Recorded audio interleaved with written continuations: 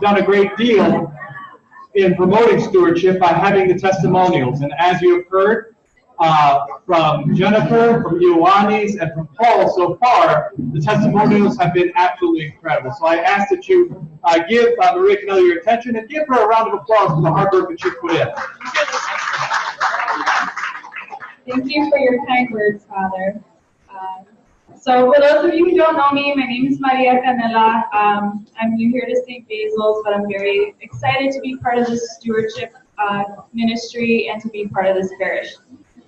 So when I was thinking about what to put together with this presentation today, I was very inspired by what we had to say at our focus group a few weeks ago. And the most meaningful thing to everybody about St. Basil's was our divine liturgy, which also finds it's very consistent with the Archdiocese initiative for stewardship this year. So what people look for in their church, they like transcendence, significance, and fellowship. So transcendence is to know God and experience His presence, and this we do through attending the divine liturgy and sacraments. Significance is the desire to have a purpose, to do something meaningful. And fellowship is connecting with others in relationships. And I think our church does a great job of that. So transcendence, today we all attended divine liturgy. But we also have parathesis on Wednesdays during the week. And if anyone's been looking at the calendar, we have 6:30 a.m. liturgy. And I promise you can get to work on time. I still have time to listen to the sermon, talk to Father for a few minutes, and I'm at work by 7:45. Significance, so this is us helping our fellow brothers and sisters. So through our Dress a Girl ministry, St. John's Almsgiving, and Philanthropos. And fellowship, which we are all doing today. I'm sure we have all established wonderful relationships with one another. So this is how our church does a great job of it, and we can still grow.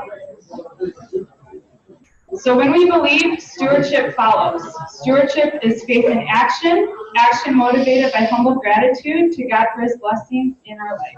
And this is very powerful. So let's get into some of the St. Basil information. So we had a focus group on November 1st at Athena Restaurant. We had about 7 individuals, and we talked about everything about at St. Basil's that we find meaningful, some concerns that we have, some great desires. So it was a really great conversation. I had a list of questions. We weren't even able to get through them because our conversation was so great. So we're really excited to have more. We would like, ideally, to have an event in Park Ridge or Oak Park, even some more Chicago dates. So if anybody would like to host an event, that'd be great, because the only disadvantage of having it at a restaurant is that we had some music in the background. It's a little hard to hear each other. So if anybody wants to host, let me know, let Vicki know, let Father know, and that would be wonderful.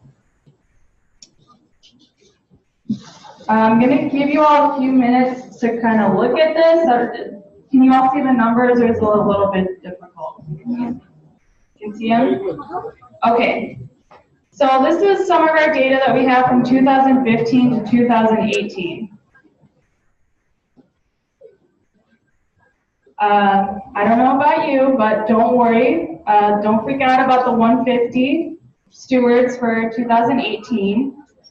Because if you look at the amount pledged, we're actually very consistent with the 2015 and 2016 pledged amount. In 2017, we lost some stewards. We had about 12 units that were Father Bartolomeo's family. As you can see, we had 14 stewards last year that pledged for sacraments only. So that was the highest amount that we had in the last 4 years. We also had about 4 units pass away. So that does bring it down to 150 again, but I think our average pledge is also the highest that it's been in the last 4 years. So this is amazing. And if anyone has any questions about anything throughout the presentation, feel free to ask.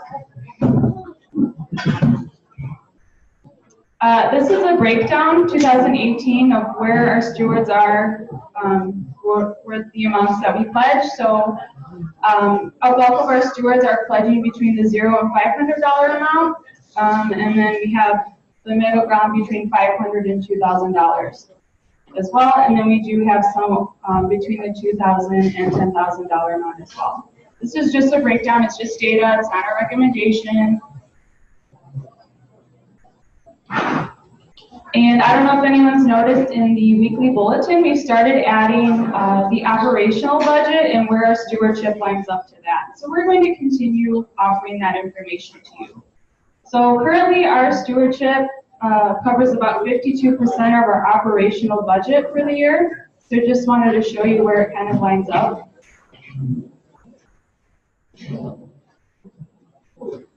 And for 2019, our operational budget is a little bit less. So we're at $320,400 for operational for 2019. This is just data, it's not a recommendation, it's not a requirement, I just wanted to throw it out there. So what does stewardship look like if we were to be 100% covered by everyone here? We have 150 stewards, so per pledge unit would be $2,136, which is about $178 a month. If we had 190 stewards, we'd be at $1,686 a year and $140.50 a month. And then we've had really good feedback. A lot of people like the percentage chart. Again, also not a recommendation or a requirement, but a lot of people like to see where their annual income lines up with a percentage that they could offer to the church. So you may have all received this before in the past. I'm happy to send this to you through email, or we can have this available during church as well. I'll give you a few seconds to look at it.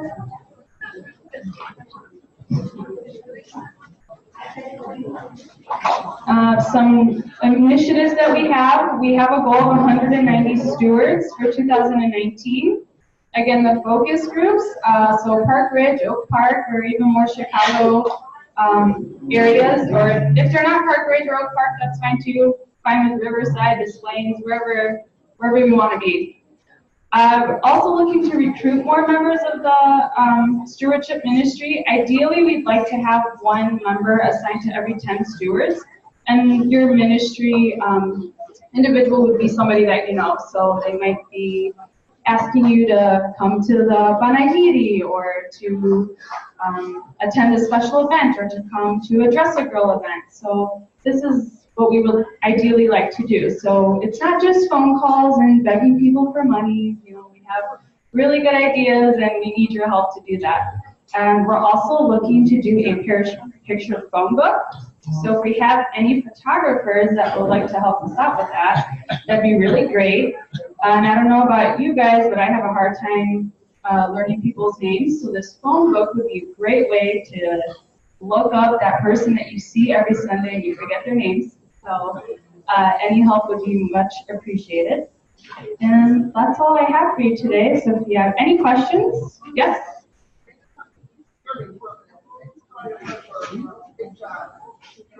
Thank you. I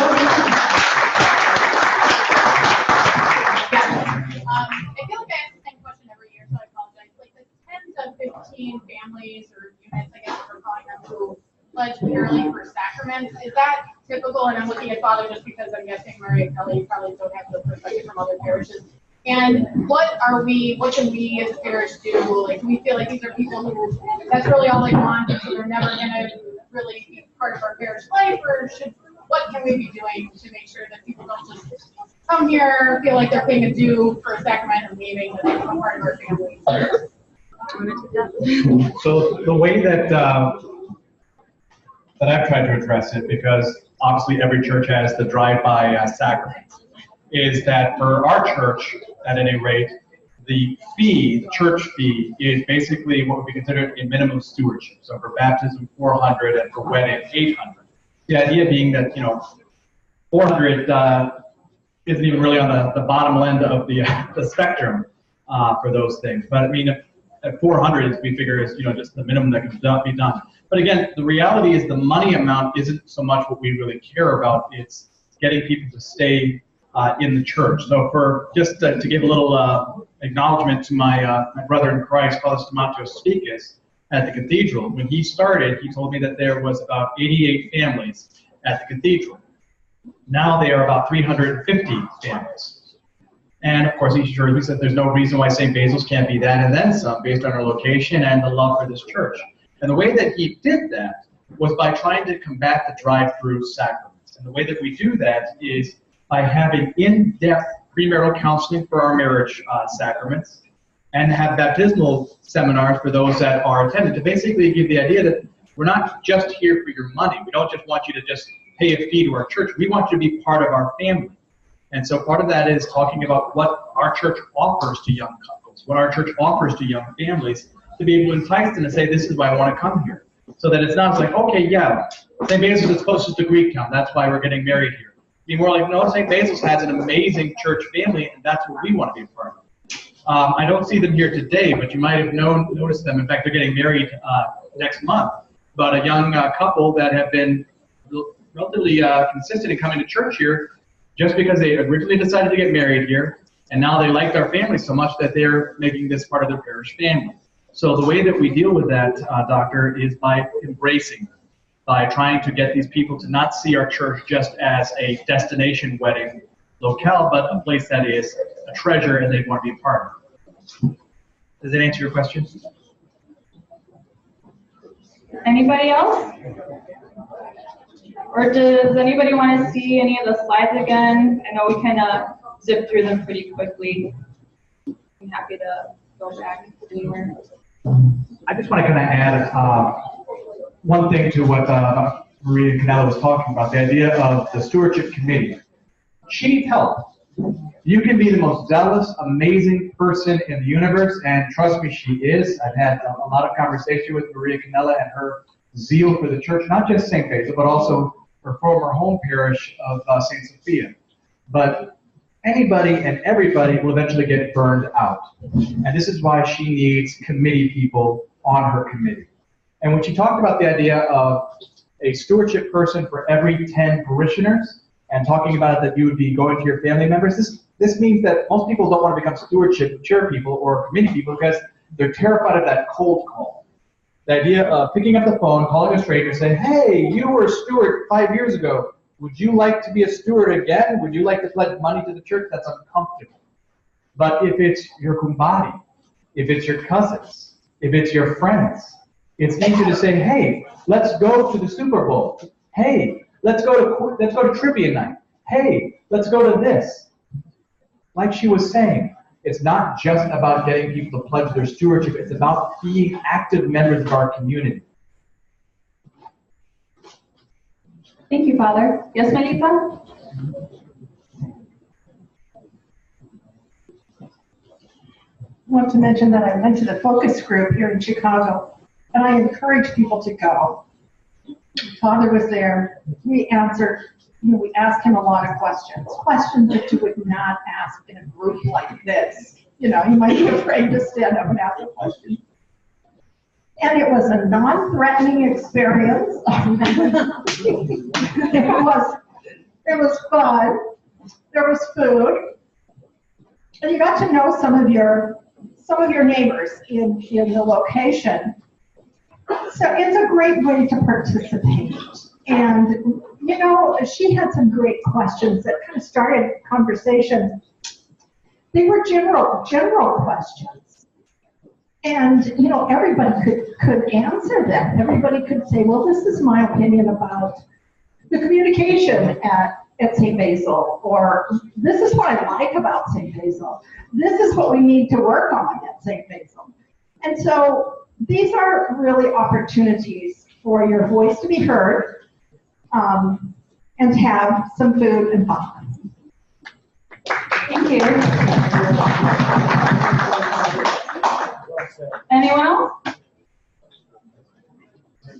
I just want to tell everybody, like Father said, stewardship is probably 50% of our budget. So the rest of the money needs to come from these events that we hold during the first year. And unfortunately, we need to hold 3 major events that are going to at least 20,000 more every time.